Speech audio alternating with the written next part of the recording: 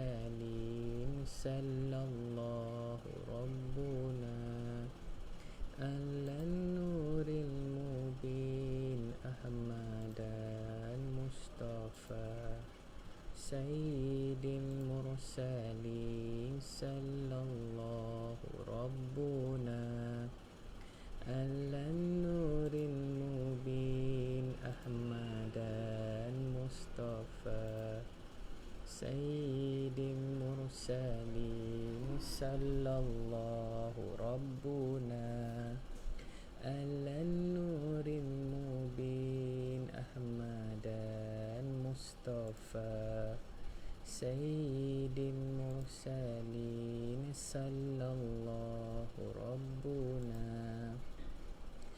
على النور المبين أحمد المصطفى سيد المرسلين صلى الله ربنا على النور المبين أحمد المصطفى سيد المرسلين صلى الله ربنا على النور المبين أحمد المصطفى سيد المرسلين صلى الله ربنا على النور المبين أحمد المصطفى سيد المرسلين صلى الله ربنا على النور المبين أحمد المصطفى سيد المرسلين. Alhamdulillah. Assalamualaikum warahmatullahi wabarakatuh. Apa khabar tuan-tuan dan puan-puan yang dirahmati Allah sekalian? Mudah-mudahan tuan-tuan hari ini sehat sejahtera hendaknya, insya-Allah. Alhamdulillah, hari ini kita dapat berkumpul lagi untuk kita membaca buku Ikon Rijal tulisan Dr. Umar Muhammad Noor, insya-Allah. Ada yang bertanya dengan saya bagaimana untuk mendapatkan buku Ikon Rijal ini. Tuan-tuan boleh ke page Arba'in Publication dan DM atau inbox di sana, dan insya-Allah mereka akan respon kepada tuan-tuan, ataupun boleh terus ke page Dr. Umar Muhammad Noor untuk bertanyakan mengenai buku ini, bagaimana untuk mendapatkannya dan berapa harga dan postage sebagainya, insya-Allah. Tapi saya difahamkan untuk tempoh PKP ini berkemungkinan hal-hal untuk delivery dan postage ditangguhkan untuk sementara, dan kita doakan semoga PKP ini ataupun wabak COVID-19 ini dapat segera cepat diangkat dan kita semua dapat menjalani hidup biasa, dan insya-Allah kita dapat ada buku Ikon Rijal ni di setiap rumah, insya-Allah. Baik, sebelum kita memulakan pembacaan, hari ini saya nak berkongsi dengan tuan-tuan satu berita yang bagi saya cukup menarik perhatian saya sebenarnya, iaitu Projek Pelangi. Projek Pelangi ini adalah satu usaha daripada, tak salah saya, daripada tim saudara Saiful Nang dan Rumah Prihatin beliau, di mana Projek Pelangi ini pada asalnya, sepaham saya yang saya ikuti adalah pada asalnya mereka membantu frontliners untuk membuat face shield, dan kemudiannya projek itu berkembang dan hari ini mereka telah ada satu website iaitu projectpelangi.com, tak salah saya. Tuan-tuan boleh pergi ke projectpelangi.com. Di bawah projectpelangi.com itu ada kempen bantuan PPE COVID-19. Kalau saya tengok di sini, apa yang diperlukan adalah bahan-bahan untuk membuat PPE pula. Dan hari ini mereka ada satu video baru di mana mereka upload bahan untuk membuat PPE yang telah sampai di tempat mereka. Dalam video tu difahamkan PPE itu kalau dibentangkan panjangnya 52 km. Masya-Allah, tabarakallah. Panjang tu tuan-tuan, 52 km ni sangat-sangat panjang. Kalau naik kereta dalam perjalanan dalam 20 ke 25 minit begitu. Dan saya tengok sumbangan masih dibuka lagi.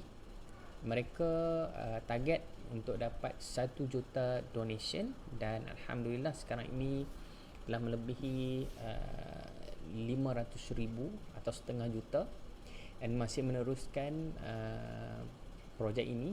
Dan mungkin mudah-mudahan tuan-tuan dapat menyumbang sedikit sebanyak.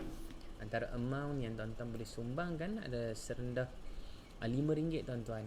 Serendah RM5 tuan-tuan boleh sumbangkan untuk frontliner kita, insya-Allah. Baik, itu sedikit sebanyak tentang COVID-19 dan apa yang menariknya di luar sana. Dan insya-Allah mudah-mudahan usaha ini dikira sebagai amal kebajikan yang diterima Allah Subhanahu Wa Taala untuk diganjari sebagai amal soleh kita, insya-Allah. Dan hari ini kita akan membaca buku Ikon Rijal pada bab atau ikon yang ke-9, yakni Imam An-Nasa'i, pada tajuk Umat Perlukan Bimbingan. Baik, kita mulakan. Bismillahirrahmanirrahim. Allahumma salli ala Sayyidina Muhammad wa ala Sayyidina Muhammad.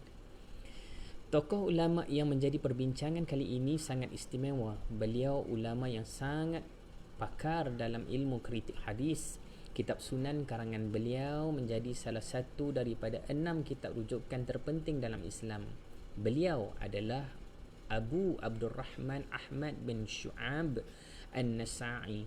Imam An-Nasa'i dilahirkan di Nasa, sebuah negeri yang sekarang ini termasuk dalam negara Iran. Sejak usia 15 tahun, beliau telah mengembara ke luar negara untuk mengumpul hadis. Beliau lalu menetap di Mesir dan meninggal dunia di Palestin.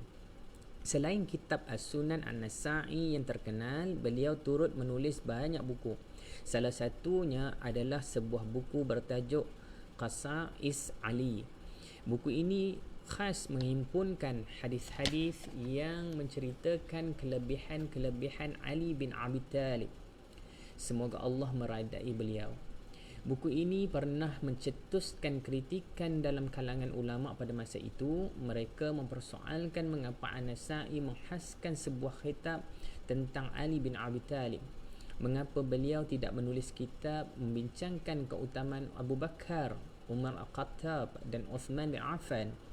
Muhammad bin Musa Al-Ma'muni berkata, aku menyampaikan ucapan mereka kepada Imam An-Nasa'i. Beliau lalu berkata, apabila aku datang ke Damsyik, aku melihat ramai daripada mereka yang membenci Ali.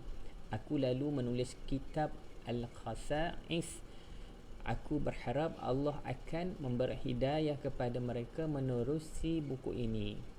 Syiar Alam Al-Nubala. Kewajipan ahli ilmu adalah mendidik umat, bukan memperturutkan kehendak mereka yang menyalahi syariat. Kebanyakan umat pada hari ini dalam kejahilan. Mereka mengamalkan Islam berpandukan tradisi belaka. Sebahagian tradisi itu memang baik, namun sebahagian yang lain menyalahi ajaran Islam. Justru umat memerlukan murabbi yang dapat membimbing mereka menuju jalan Allah. Seseorang yang berani menegur apabila mereka melakukan kesalahan, menasihati apabila mereka lalai, dan mengingatkan apabila mereka lupa. Apa yang berlaku pada hari ini sungguh bertolak belakang. Ramai tokoh agama yang mendiamkan kesalahan masyarakat. Mereka bimbang jika menegur. Ramai yang lari daripadanya. Tiada lagi jemputan ceramah yang mengisi program. Justru kesalahan masyarakat dibiarkan begitu saja tanpa teguran. Imam An-Nasa'i mencontohkan sikap seorang tokoh agama yang sepatutnya. Ilmu beliau bukan alat untuk mengekalkan populariti, jauh sekali daripada untuk mengumpulkan kekayaan. Sebaliknya, ilmu itu dilihat amanah yang mesti digunakan untuk membimbing umat menuju redha Allah. Justru apabila beliau melihat ahli Damsyik melakukan kesalahan dengan membenci sahabat Nabi Ali bin Abi Talib, An-Nasa'i segera tergerak untuk meluruskan kesalahan tersebut. Kebencian tersebut lahir daripada kejahilan yang berubah menjadi tradisi kerana dibiarkan selama ratusan tahun. Salaf dan ahli hadis. Sikap Al-Nasa'i ini adalah kelanjutan daripada sikap ulama sebelum beliau. Apabila umat telah menyimpang daripada sunnah dan membenci sahabat Nabi, tokoh-tokoh salaf tidak pernah mendiamkan. Sebaliknya, mereka berusaha mengembalikan umat ke pangkal jalan dengan nasihat yang berkesan. Salah seorang ialah Imam Al-Laith bin Sa'ad dan Ismail bin Ayyash. Laith tinggal di Mesir apabila penduduk negeri tersebut sangat membenci Uthman bin Affan. Ismail tinggal di Hims apabila penduduk negeri tersebut sangat membenci Ali. Dengan ilmu dan pengaruh yang mereka miliki, mereka berjaya membimbing masyarakat dari membenci sahabat Nabi kepada mencintainya. Berkata Uthman bin Saleh, ahli Mesir membenci Uthman bin Affan dan suka mencelanya. Namun sejak Al-Laith bin Sa'ad berada bersama mereka lalu menceritakan sifat-sifat mulia Uthman, mereka tidak lagi melakukan perkara itu. Penduduk Hims selalu merendahkan Ali. Namun semenjak Ismail bin Ayyash bersama mereka dan menceritakan kelebihan-kelebihan beliau, mereka tidak lagi melakukannya. Begitu juga Ali bin Al-Madini, guru Al-Bukhari yang sangat menguasai ilmu hadis. Yahya bin Ma'in bercerita setiap kali Ali bin Al-Madini datang ke negeri kami, Baghdad, beliau menzahirkan sunnah. Namun jika beliau berada di Basrah, beliau menzahirkan tasyayyu, penghormatan kepada Ali bin Abi Talib.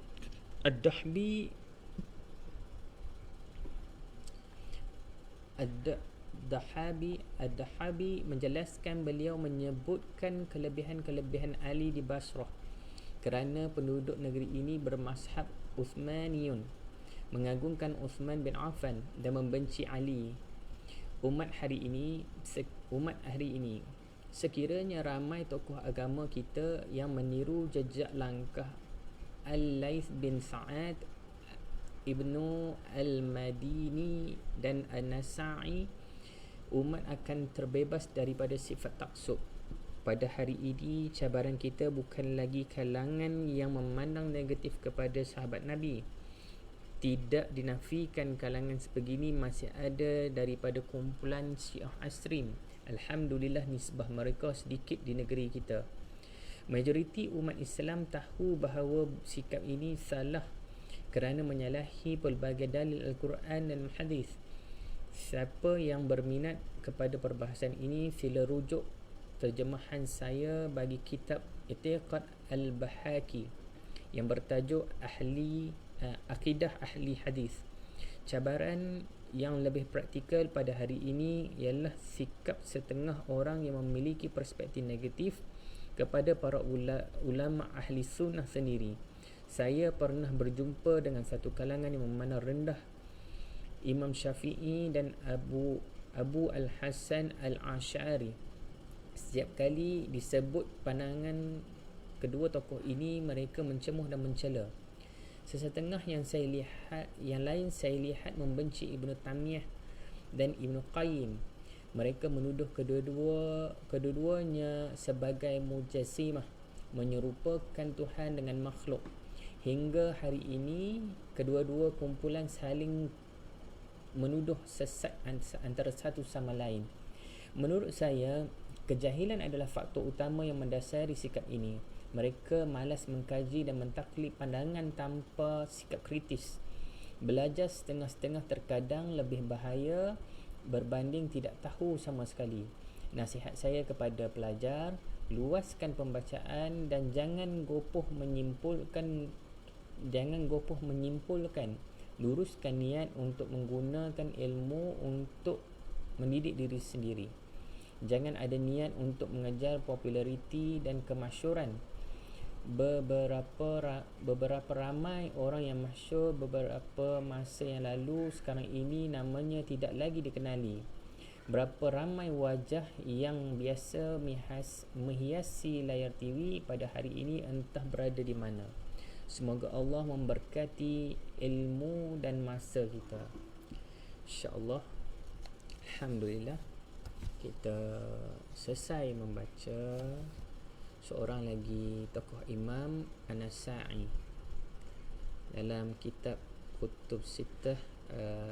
Imam An-Nasa'i ada juga satu kitab sunan beliau, Sunan Imam An-Nasa'i, menghimpun hadis-hadis, riwayat hadis daripada Nabi sallallahu alaihi wasallam. Dan beliau juga pernah dikritik hebat kerana menulis satu kitab yang khusus kepada Ali bin Abi Talib. Dan orang tanya kenapa tak tulis pasal Abu Bakar, Umar dan Uthman bin Affan, kerana sahabat-sahabat Nabi semuanya adalah hebat-hebat belaka. Maka beliau menjelaskan apa pentingnya tindakan beliau, iaitu melihat satu tempat itu ada ramai masyarakat yang mencemooh pada Ali bin Abi Talib. Jadi beliau mengeluarkan satu kitab yang menceritakan tentang kelebihan Ali untuk menimbulkan rasa cinta kita kepada sahabat-sahabat Nabi yang hebat ni. Itulah tuan-tuan, pentingnya belajar menuntut ilmu. Dr. Umar juga pernah berpesan dan berkongsi kepada kami, apabila kita menuntut ilmu itu luaskan pembacaan. Jangan hanya taksub kepada satu aliran ataupun pandangan sahaja. Mungkin boleh jadi pandangan atau perspektif di pihak belah sana juga ada baiknya, ada kelebihannya. Maka apabila kita letak diri kita sebagai pelajar, tidak ada perlunya sifat bias itu, dan perlu lapangkan dada dalam menimba ilmu. Bila kita mencari ilmu, insya-Allah kita akan dapat lihat sudut ilmu ni sangat luas. Dan itu sedikit sebanyak mengenai Imam An-Nasa'i. Dan besok kita akan masuk imam yang ke-10. Dan kita akan membaca ikon yang ke-10, iaitu Imam Junaid Al-Baghdadi.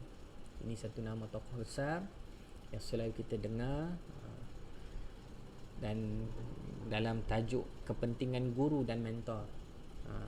Saya selalu dalam kelas saya berpesan, dalam kelas digital marketing saya selalu berpesan pentingnya ada guru, mentor atau idol.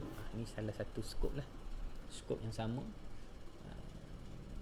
Dan saya selalu kata kepada pelajar saya atau yang selalu menghadiri kelas saya, guru atau mentor ini perlu ada 3, atau idol ni perlu ada 3 kategori.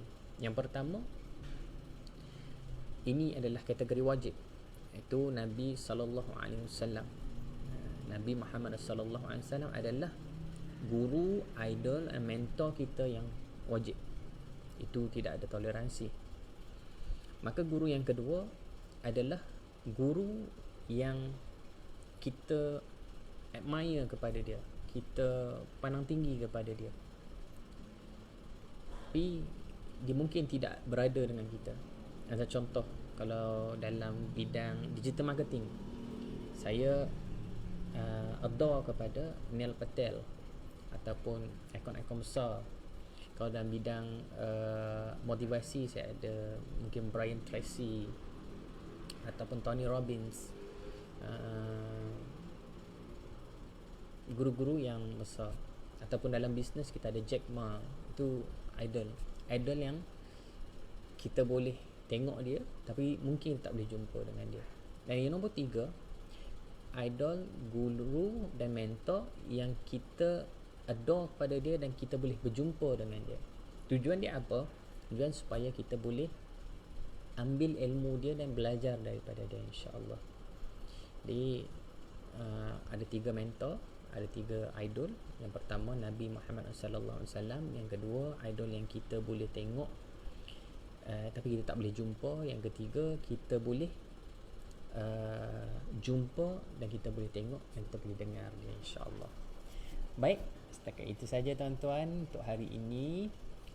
Pada siapa yang berpuasa, ada beberapa jam lagi untuk berbuka puasa, dan saya mengucapkan selamat berbuka puasa juga kepada tuan-tuan yang berpuasa sunat Syaban ataupun puasa hari putih. Dan besok adalah hari terakhir hari putih dan puasa sunat Syaban dan sunat Khamis, insya-Allah. So cukup setakat itu saja. Terima kasih banyak-banyak. Kekal tenang dan kekal di rumah, insya-Allah. Dan saya ucapkan Assalamualaikum warahmatullahi wabarakatuh.